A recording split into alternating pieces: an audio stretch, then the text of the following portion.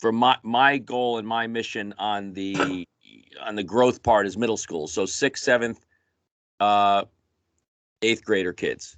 Yeah. So that's been our focus. Is if we figure that that a 10, 11, 12, 13-year-old boy and girl are probably the ones we can influence the most and help guide the most. So we're going to focus on them.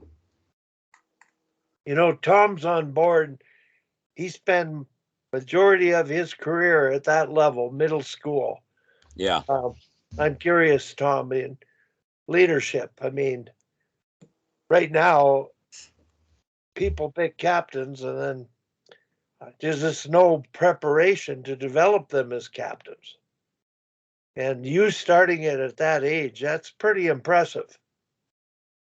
So. Well, we tend to at the youth level, right? Lacrosse, hockey, all these sports I work with, we tend to pick the captains because they're the best player on the team, and not maybe the best leader and the best communicator. And at this age, like, I'm not a believer in a captain anyway. Yeah. So actually, one of the formats we've done for this one leadership camp is that coaches could send 5 at a discount. They could send 5 or 6 players from their team together. Yeah. And they kind of learn, like, because you can't get, it's hard to get 15, 16 kids to all come to one thing in the summer. But if they want to send 5 kids, and then those kids could go in and for lack of a better term, infect the group, with this positive energy and the ability to speak, because it's hard for an 11, 12-year-old, 13-year-old kid. And I think they're getting more and more, they're getting less external. I mean, they're all like on their phones and text messaging. And I mean, the whole thing's changed so much with these kids. They don't communicate. They don't know how to communicate. They don't know how to speak. They don't know how to advocate for each other. They don't, they kind of, it's easier for them to hide. And we're trying to build that group and give them the tools to, get off on their season and hopefully bring all those positive attributes to their team. Yeah. That age, how much influence do leaders have at that age? I never thought of it until high school, which would be 10, 11, and 12 here. Right. It requires a degree of maturity, does it not? Well, I think it does, but I think you could teach a lot of those attributes. Like, listen, an 11-year-old, a 12-year-old boy or girl can stand up in the locker room and say, hey, that's not right to do that to our teammate. Or, hey, it's not because just the goalie's fault that we lost the game. Or, hey, we should probably listen to the coach more and understand what they're trying to, like, it's very easy for those kids. And, one of the components we have as well is they go home and they can do homework with their parents, because their parents are obviously the biggest influencers in how they react or take in this information we give them, right? I mean, I guess I would assume that if you're a parent that sends your kid to this program, you're probably on the side of like I call it an old school parent, but on the side of your coach is right, listen to your coach, advocate for your teammates, advocate for the team, rather than the me. And I doubt we're going to get the kids that are, the kids, I've seen it in high school all year this year. The one player scores and he goes to the corner and he just looks at himself, right? He doesn't skate to his teammates. He skates out on his own. And it's an amazing juxtaposition of seeing that and watching players that do that, and how they may be in the locker room and around other people. So what we're trying to do is, we just feel we can get those kids earlier. And maybe influence them. So Wally, you're right. When they are 10th, 11th, 12th grade, they already have this base, this great foundation to what a leader should be. But it can't just be the best player. Yeah. I just got to go 1 minute. My dog wants out. Let her out here. But Wally, everything else is well with you guys? Well, I don't know if you heard, but my brother, 83 years old, got hit by a truck riding his bike at 6:30 in the morning in Winnipeg, Manitoba. And I just got back from Winnipeg. He's doing pretty well considering everything. I saw your Facebook post with the knock on his head there. I was like, yeah. I mean, that's amazing. I mean, did he I'm assuming he landed in the snow then. No, he landed in the middle of a busy street. It's called Pembina Highway. But broken lower leg, fractured vertebrae, 10 ribs, concussion.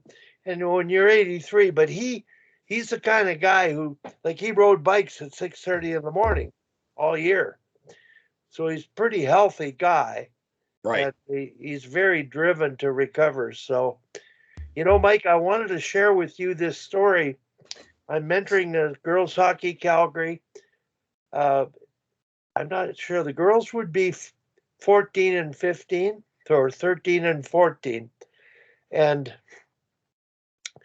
we had uh, Tom's team, which he was really rolling the bench in the first half year and planning to get everybody to fit into roles for the second half. And he had a parent meeting, which is just sort of to tell you what he was doing and what he's planning on doing moving forward. And we got blindsided, criticized just about in every imaginable way by the parent group. And there's some pretty athletic, academic parents on there. It was devastating for Tom. And so it's gone beyond what I imagined. We talk about the mission statement exercise, and I'm thinking, gee, that's going to help get the rudder, get the direction going. And when that happened, I just sort of, oh my goodness, what am I doing? I'm wasting my time. Now at the U13 level, they have here in Alberta, they have a system where if you've got parent scorekeepers and timers, it's all computerized, instantly entered, the goals and assists, penalty minutes. And there's a program called Flow Hockey you might be familiar with.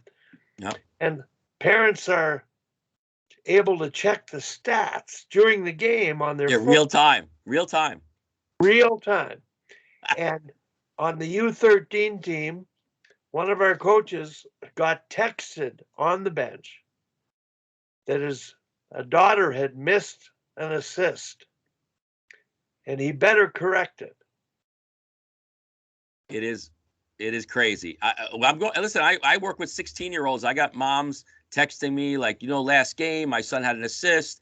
It's not showing up on his elite prospects page, and I'm like, are you?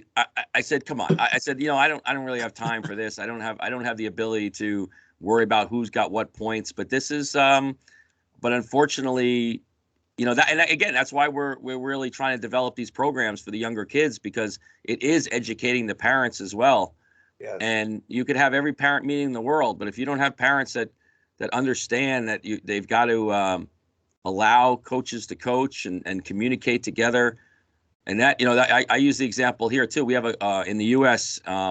Teachers have a program called Class Dojo. So this is like a kindergarten to 6th grade, and what Class Dojo is the teachers have their iPad, yeah, and it's basically on all day. And they're marking throughout the day where the kids are ranking. Little Arthur didn't stand in line properly, on the lunch line. He gets a demerit, or wasn't listening in class. And it's real statistical time. It's like so I could go on the next day and be like, oh, I wonder what his actual feeling the teacher has for him right now, this very second. Yeah. And this is and I've said this years ago. I said this I think when it first came out before COVID. This will happen to the hockey world. This will happen to the sports world, where in the game, yeah, you will get a text message or a phone call or a knock on the glass, yeah, that would say, "I just noticed my daughter didn't get an assist on that power play goal. Can you make sure it's fixed on the score sheet?" it's crazy. I mean, we all love technology. I use technology quite a bit. But be careful what you wish for, I guess. Yeah. Well, I know that Tom's team, I think he's assigned one of his assistant coaches to double check with the players when they come off about the points. And they're usually quite close to the timekeeper's box. And they're able to get this rectified by the end of the game. But it's now become because it's real time, it's become a responsibility of the coaching staff to look after the. We have to sign off on the iPad at the end. So Yeah, I was telling my guys. Off, you should try to be accurate.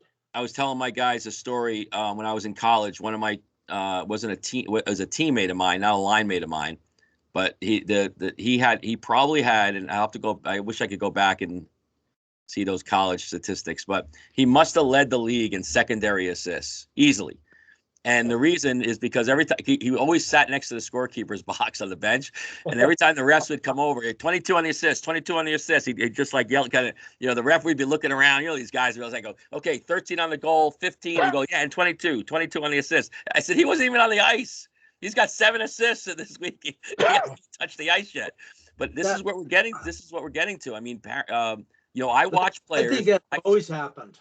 Right, but you watch these players when a goal is scored, they're skating to the ref first, not even their teammates, to make sure they get credit for the point. I'm like, yeah.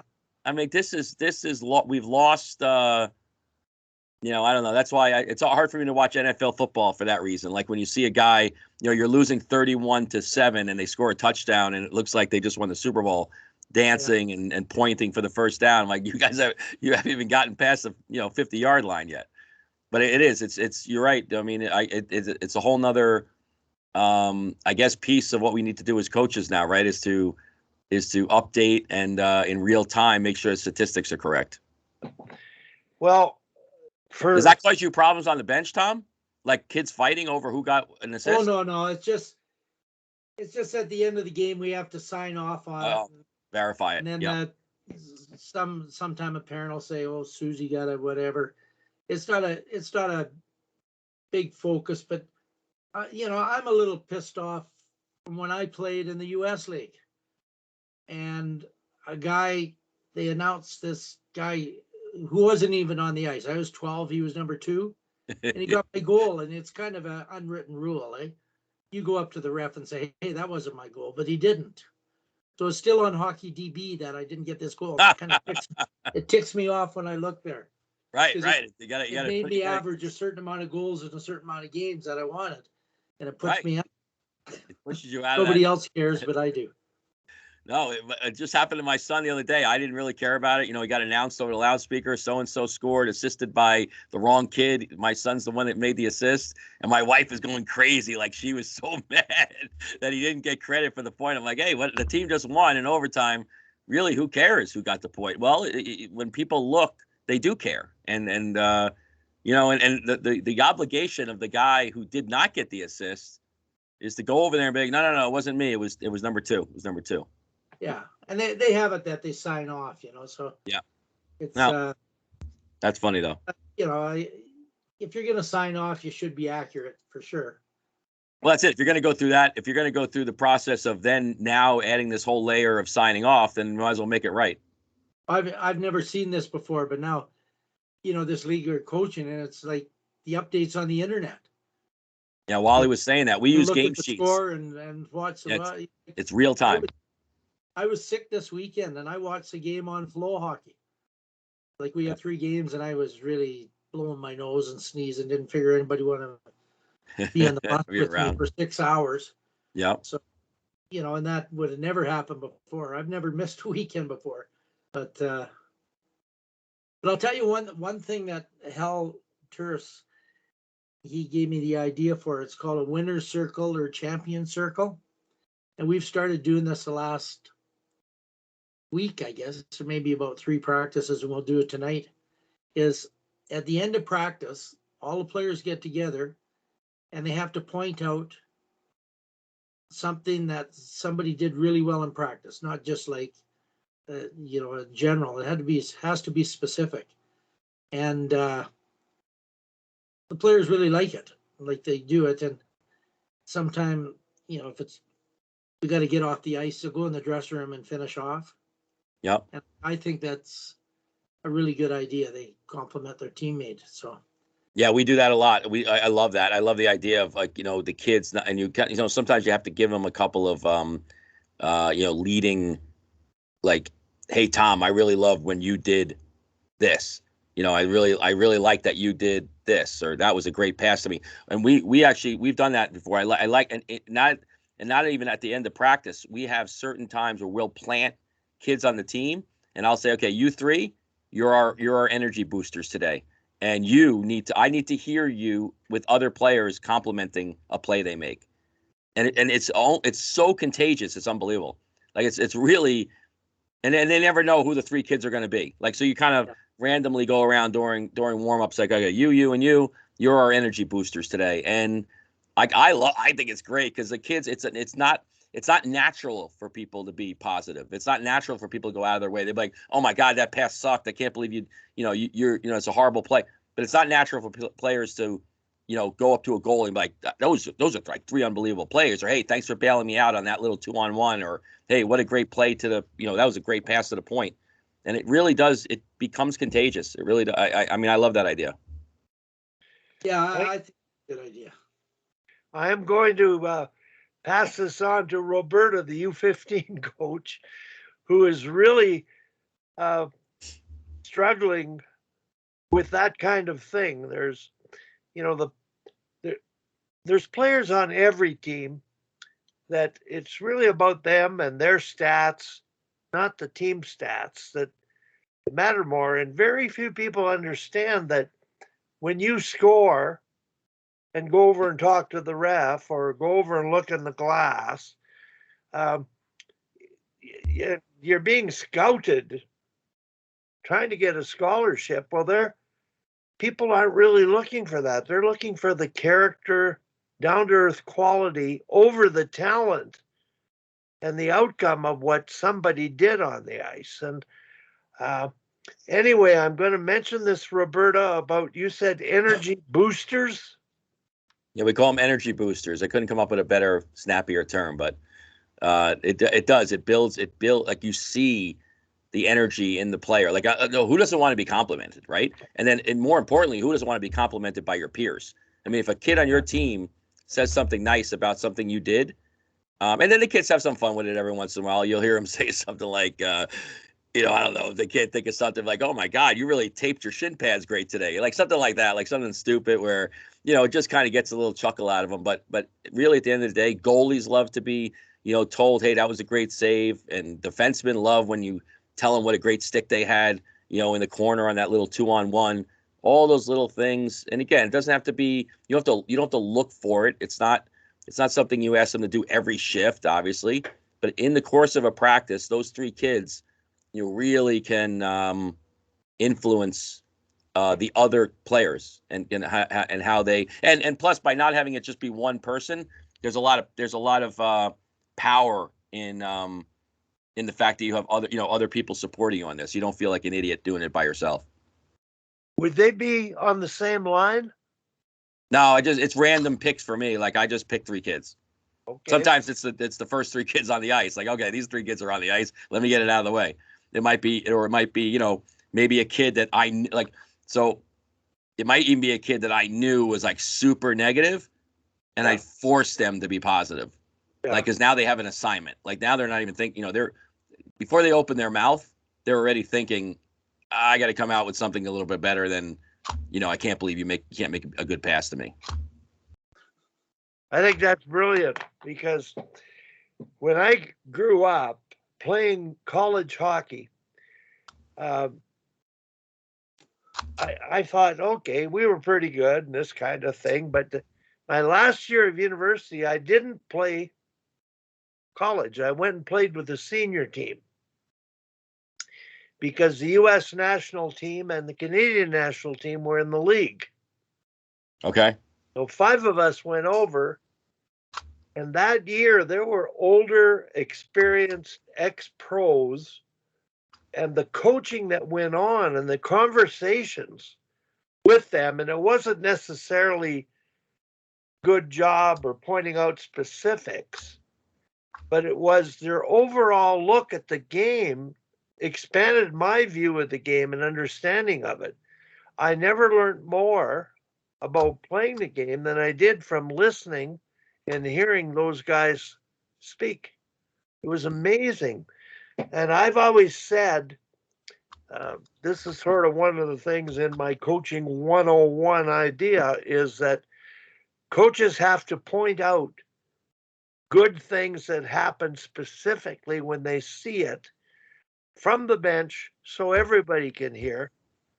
And hopefully, when they do come to the bench, that player gets told that, if not by the coach, by a teammate.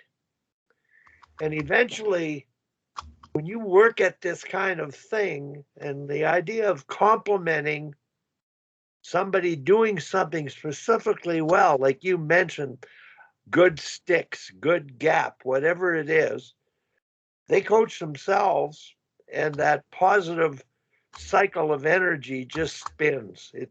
I really understand that. Kudos to you.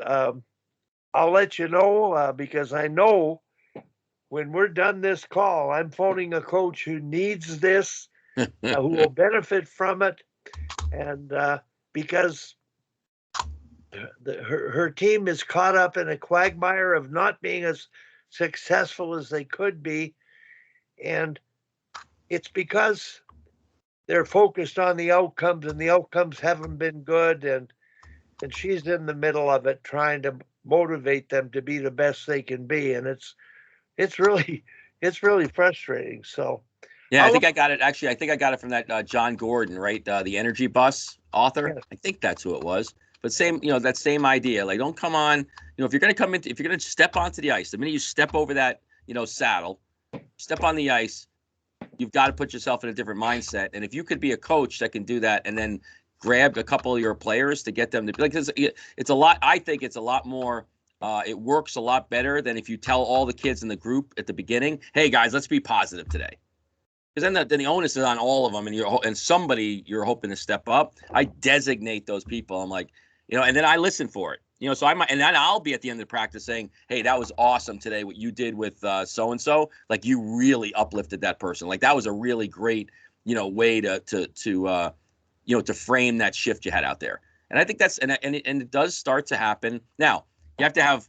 All your coaches got to be on the same page too. You can't have your one coach just ripping the kids apart, as they're getting off the ice, and you're sitting at the other end like, "Oh, it's okay, little Johnny, don't worry about it. You made a great play." You gotta find ways to get everybody to work on the same page. But I don't know. I'm just I've been in the position of like you said, that quagmire of negativity where you don't know how to get yourself out of it, and sometimes you need that little slap on the wrist saying, "Hey, remember what you're doing out here and who you're working with? Let's kind of change the trajectory of how you're speaking, and that's going to help you on how you perform." I don't know. It's just, to me, it's common sense, but it's hard for us sometimes to see it and acknowledge it, I guess. Yeah. Well, I think it's called mindset. I think it goes into what Wally does. He has a thing he's done with my teams, and you put your arm out and he looks at you with a smile on his face and tries to push your arm down. It's really hard. Then he puts a frown on his face and the arm goes down just easily. And then he does another thing about going down the middle, kind of the energy part of your body, and the person's strength just goes, and then he zips it back up, and it's all, Wally can talk about what he does. It's all about it really influences you, the positivity and negativity, how you are going to perform. Yeah, no doubt. And it's hard, right? Hockey, you're out there every day with these kids. You're there. It's a long, long season.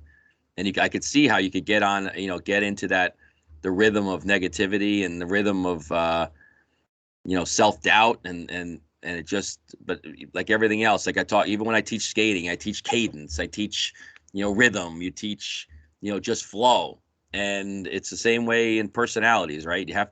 Sometimes you have to break that cycle and find a way to get it going in the right direction. And sometimes it doesn't work in one day. You gotta fight through it. And maybe it's a 2, 3, 4 game kind of cycle. I was actually listening to Bruce Boudreau this morning on the NHL Network, and it was so funny. He was talking about players that are getting slumps, And the common thing for a coach to do when a player gets in a goal scoring slump is to play them less. And he was like, I used to play him more. I'd play him every other shift. Like this is a great player that needs to get pucks on his stick and make and score goals. And I would play him every other shift. Like I would play him as much as I possibly could. And the player will break out of the slump, and then you can start regulating. But it's funny how our first inclination is, oh, that's a really bad play. Let's play them less. And then the less they play, the less confidence they get, and the less they can improve. Instead of being like, I know the player's good. I know the player can do this. Let me play them more and get it out of their system, and help them reverse this trend. So it's that's that coaching 101 stuff, right? Well, Wally should talk a little bit about what I said about the energy. Yeah, I'd like to hear more about that. Only just for the implementation only. Yeah, I'm gonna post the arm strength experiment on this site for you, Mike. It's awesome. Yeah, I went years ago as a teacher. I went to a convention, and this is where I got all this material. There's a large auditorium, 1,200 teachers, and it's about a speaker from IBM on energy in the workplace. And it was just an amazing, probably the most influential thing in my life, affecting how I was going to teach, coach, everything, parent, you name it.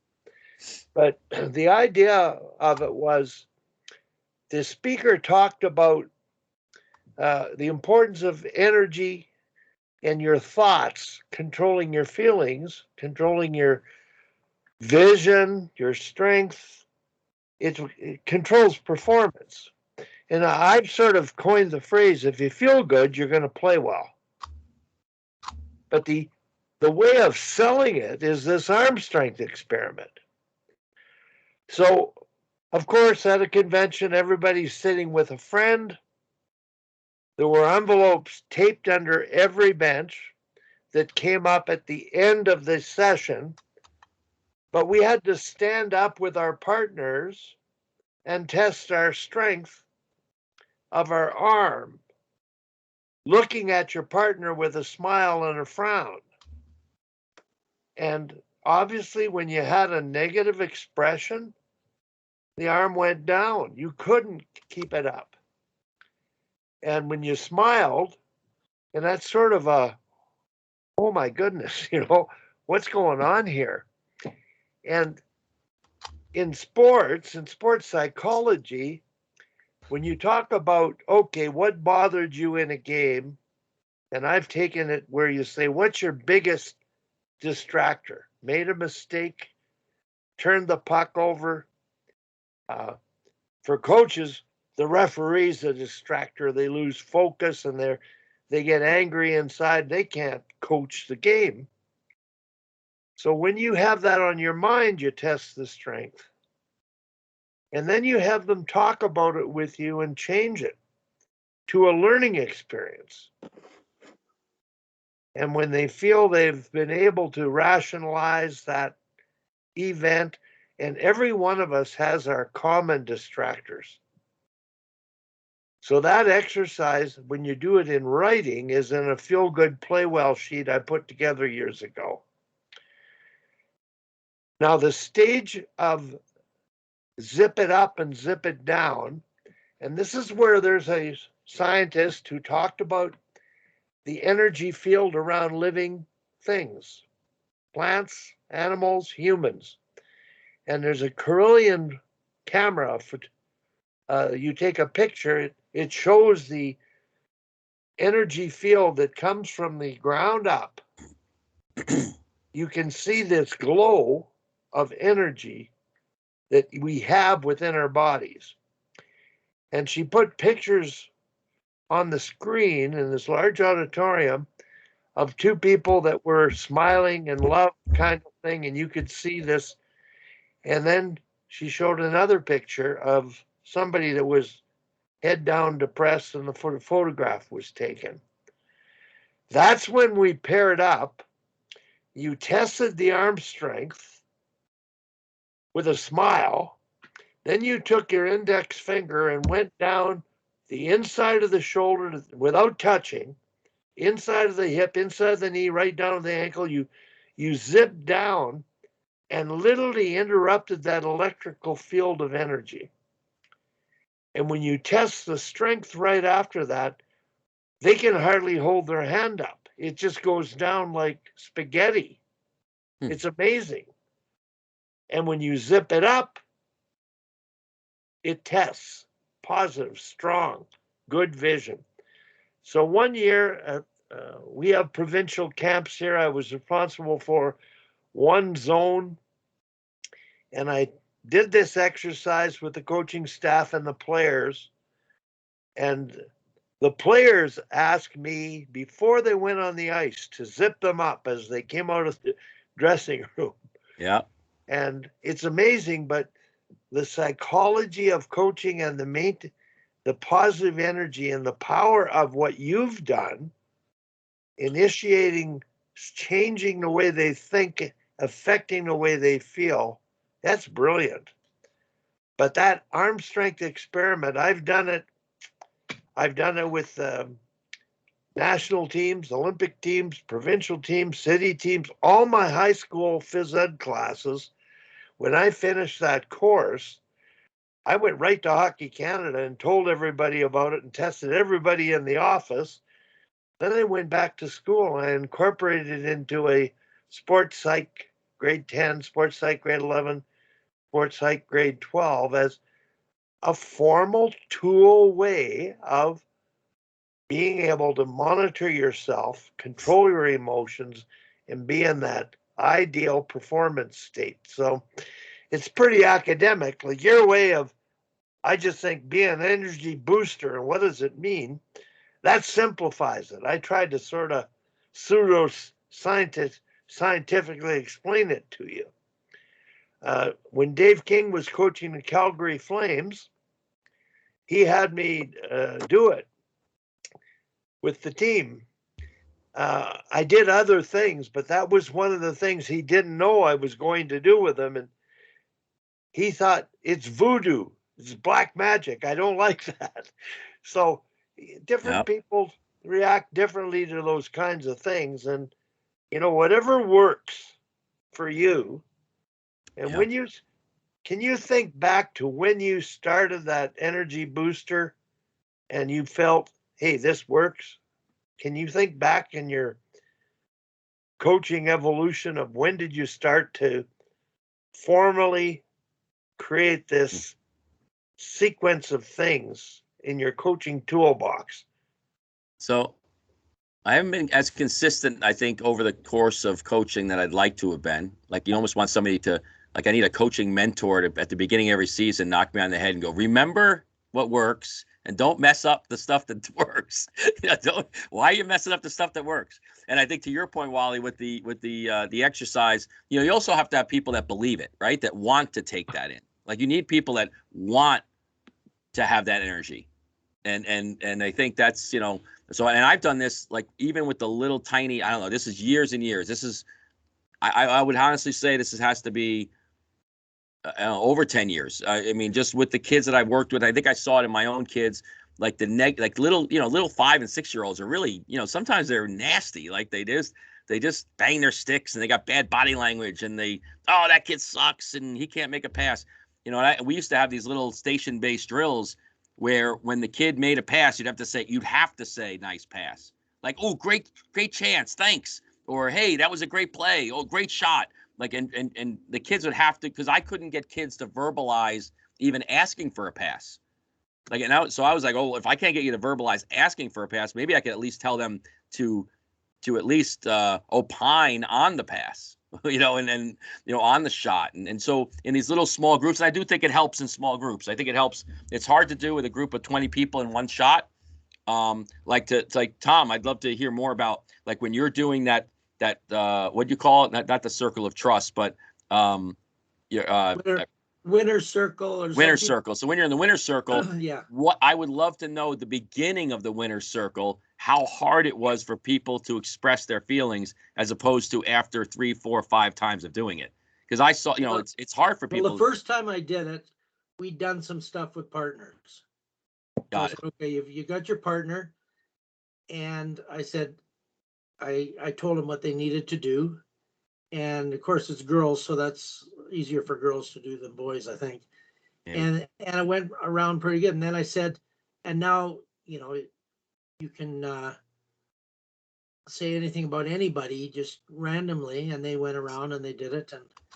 And so it went pretty good. I think starting with partners was good because it was the first time they'd ever done it. And I've also, kind of out of time in practice as Zamboni wants to come on and gone into the dressing room and do that for 5 minutes in the dressing room. Yeah, So that's awesome. Yeah, but you're right. I mean, I like the idea of like I would do with the little guys. You make it a small group first, then you try to expand out. yeah, and I wanted everybody to have something said about them too, and the partners kind of solved that. Right. Somebody just looks and says the same thing to the one person. Yeah, not the favorite, most Right. popular person. Everybody say how great they are or something. Yeah. Listen, I think I've had some kids I've watched this year that might just say something about themselves. Yeah, I had a great practice today. I thought I made some great passes, and I thought I said it was just that's a whole nother psychology piece, right? But I think sometimes I have some of these kids. I think they they wouldn't even know that the other people on their team made any good plays. Yeah. Oh yeah, it's unbelievable. Like when they interview hockey players on Hockey Night in Canada, Yeah. as compared to when they interview football or basketball players who talk about themselves so much. The hockey players are always deflecting any kind of. Yeah, it's starting to infiltrate. You're starting to see a little bit of the change with the play. I think. I mean, I watch younger players. Although you could be Jaromir Jagr, right? Didn't Jaromir Jagr get asked who was his favorite player in the NHL, and he said Jaromir Jagr. So I think so sometimes it's not all the players, but you're right. I mean, when you watch other athletes, it's about me, and it's just hockey's always been, I think, one of those sports that it lends itself to kind of muting your own accomplishments and thanking the other people that got you there. Yeah, cause I watched one last night and I was so impressed with this kid. He had a really good game and yeah, he deflected to his teammates and said, one goal I just had to tap in and all this stuff. But that's a learned behavior. That's a learned skill. I think that's how that person was brought up and who was surrounded him and who influenced that person to do those kind of things, right? And I think it's very evident in other athletes. Maybe that's missing. Listen, I do have to run. I just jumped on because I wanted to say hello. I'm glad it was only you two guys on. We got to talk and not have to have too deep a conversation. So that's great. Well, Mike, thanks very much because I had not recorded until you came on. Oh, I see you're recording. Okay, yeah. I hope I didn't say anything too poorly, but 38 minutes, that's a long time. Don't tell anybody I'm on 38 minutes today. I got a lot. I'm crazy right now. You were the guest, and your topics are going to be edited. I've got something to do, and thank you very much for joining us. And I'm going to have to next week. I'm going to Boston, Ottawa.